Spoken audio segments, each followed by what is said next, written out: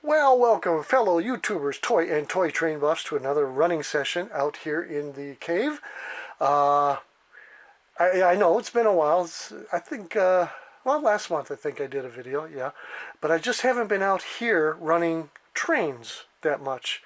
Oh, a variety of reasons. I was sick much of February and March. Finally got over that crud.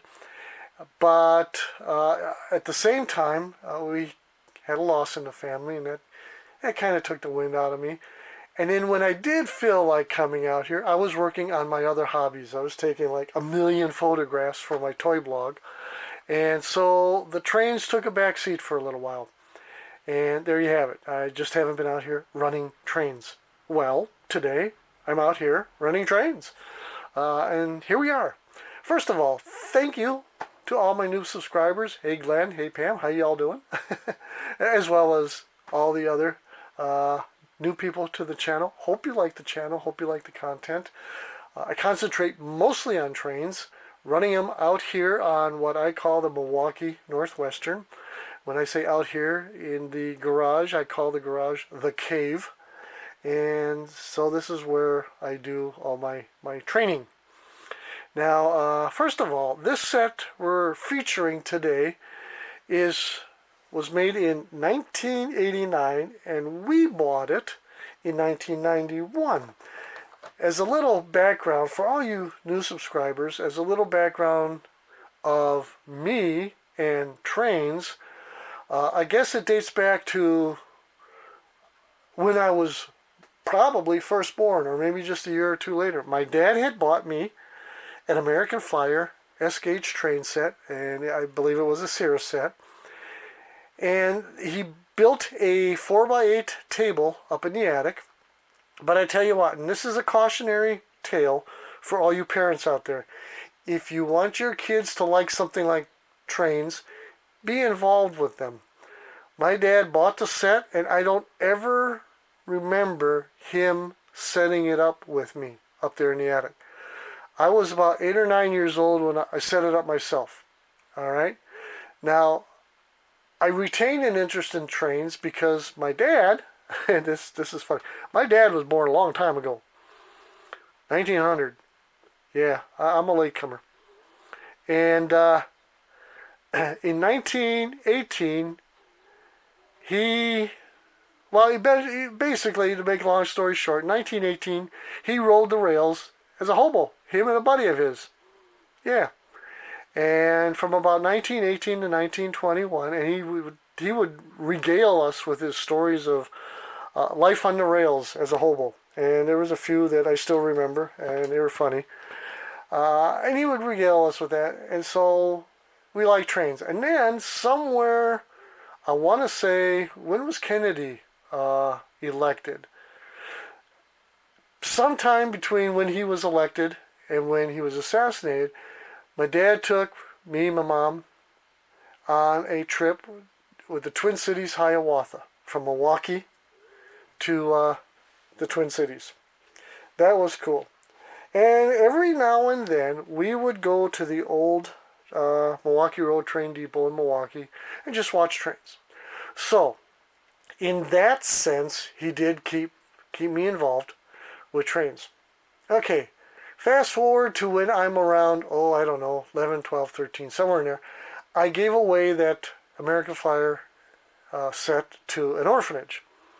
Then when I was 16, my sister got me a Tyco Santa Fe freight set. And that was really cool. And from 1967 onward, I was into HO scale. I didn't get anywhere past starting a layout. I used, hear the trains flying overhead? All morning long, nothing. As soon as I come out here and start taking a video, boom. Well, it adds to the ambience, I guess. Those are from Nellis Air Force Base, by the way, and they fly right over the house. Okay, that's it. From 68 to 78, somewhere in there, I started a layout up in the attic. Never got further than track planning, putting the track down, and I never got to the scenery stage because in 1978 I joined the Air Force. In 82, I was still interested in trains, mind you. I bought the magazines. I think I put together one or two small kits while I was in the barracks.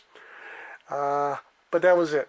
In 82, Air Force sent me to Germany, and there I stayed for about 9 years. And in those 9 years, I built a really nice but small HL scale layout.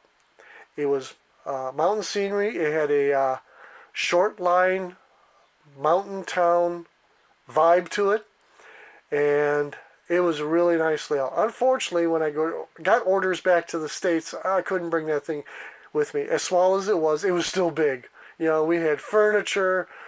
By then I had a wife and 2 kids and all the stuff associated with that, okay? Lots of stuff. So the layout stayed. I sold it to my landlord's son, who was about 30 years old. I kept the engines, the rolling stock, all the buildings, the people, the accessories, everything. What he got was the scenic board, and that's it, basically, with the legs. Okay. Get here to Las Vegas, Nellis Air Force Base, in 91. By that time, I was already losing interest in HO a little bit and gaining interest in 3-rail O-gauge trains, including tin plate.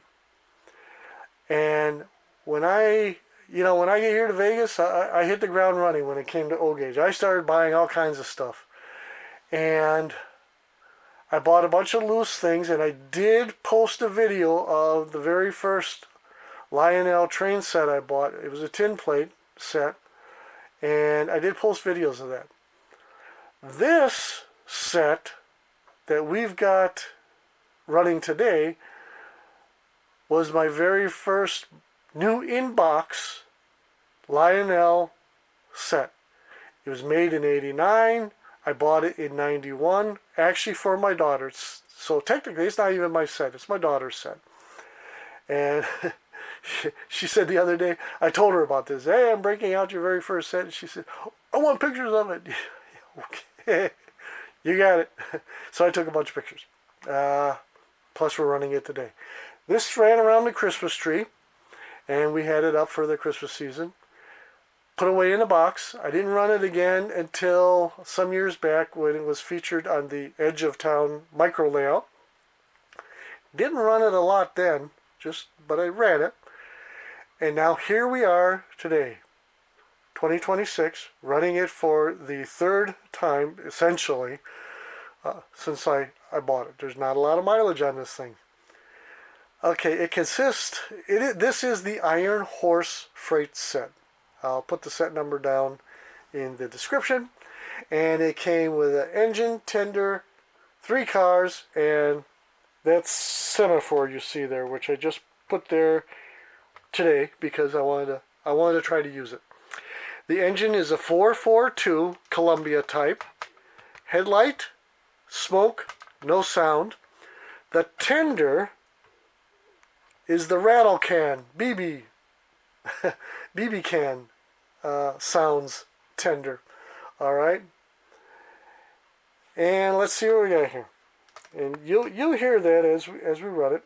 Let me run this set by real slow so you see the rest of the cars.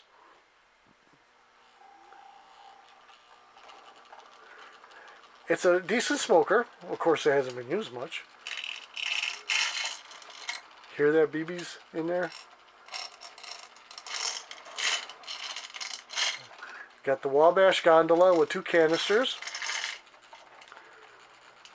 Wabash Shorty boxcar, also called a plug door boxcar, and probably a couple other different names. Wabash caboose with a burnt out light. The only other issue with the set is the engine has the bell broken off. And I've been telling myself for years, I said, you got to replace that. And myself answered back with yeah, one of these years. Hasn't happened yet. Okay. I'm going to run it around once to show you that semaphore.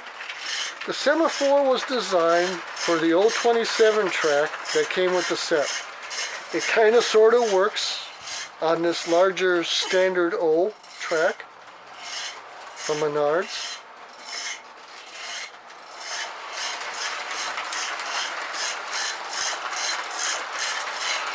Yeah, that's it. The engine is track activated, of course. The weight of the engine makes the semaphore arm go up. However, the other cars are so light, they have no effect on that arm. The arm doesn't go up.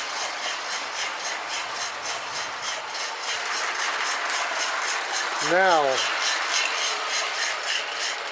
because I haven't been out here much, I still have the 50s era Milwaukee Road Hiawatha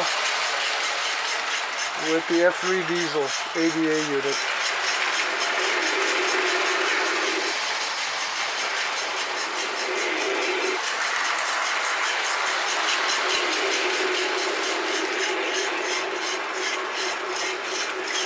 Gotta make sure I cycle. There we go.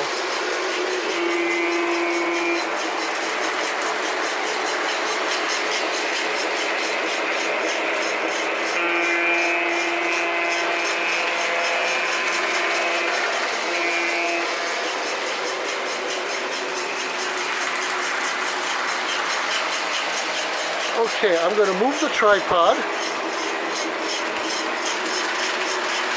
And then I got to put a little more smoke fluid in that steam engine.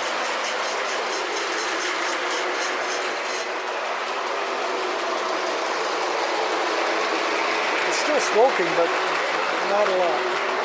I didn't put a lot of smoke fluid in it.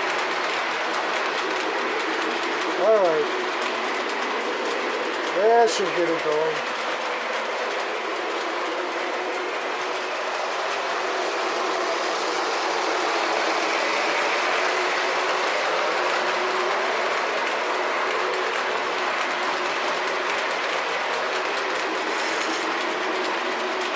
You see how the bell is broken off? The post is stuck inside the shell. So I'd have to drill that out, find the replacement bell, and then go from there. So why don't I do it? I'm lazy. I'm one of those putter-offerers.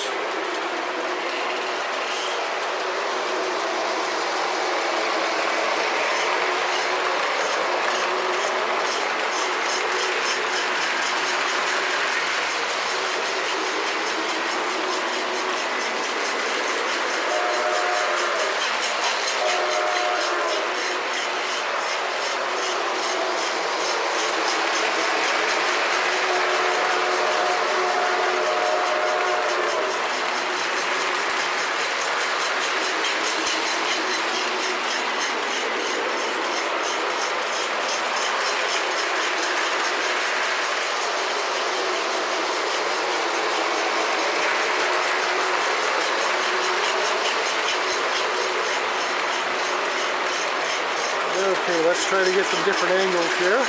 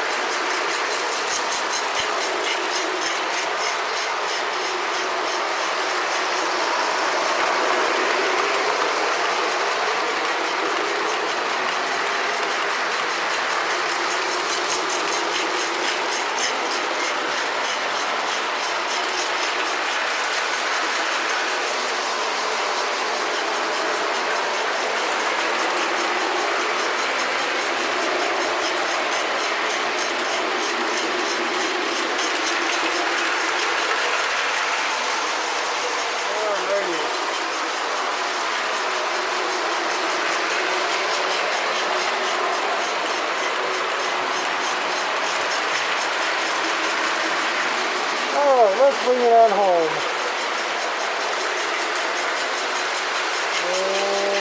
Okay.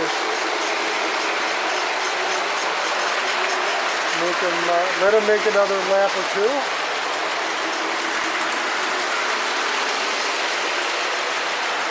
Alright, that's the first one.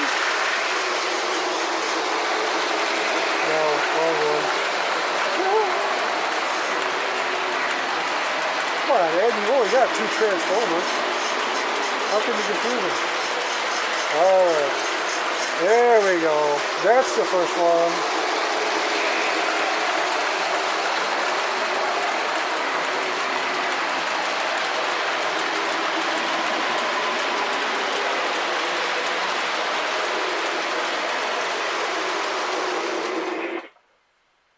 Boom. That's it. And there's the second one. Well, that was fun. And I'm going to have to come out here and run the trains a little bit more. Like I said, I've been taking a lot of photos, literally thousands, this past 3 months for my toy blog. And so, yeah, that keeps me busy. It keeps me off the streets. And that it's been a lot of fun not only watching this train run, but listening to that rattle can tender. I love toy trains. I don't care if they got rattle can tenders, the old style air whistles. It doesn't matter. Or up to the fanciest electronics with the beautiful sounds they got. I like them all, and I don't care if it doesn't have any sound. A train running on tracks is magical. Sounds are a bonus, but just watching the trains is enough.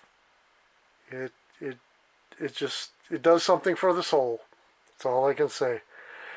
And on that note, ladies and germs, boys and squirrels, we are going to leave you until the next video, which is I have no clue. I did pull out another set though.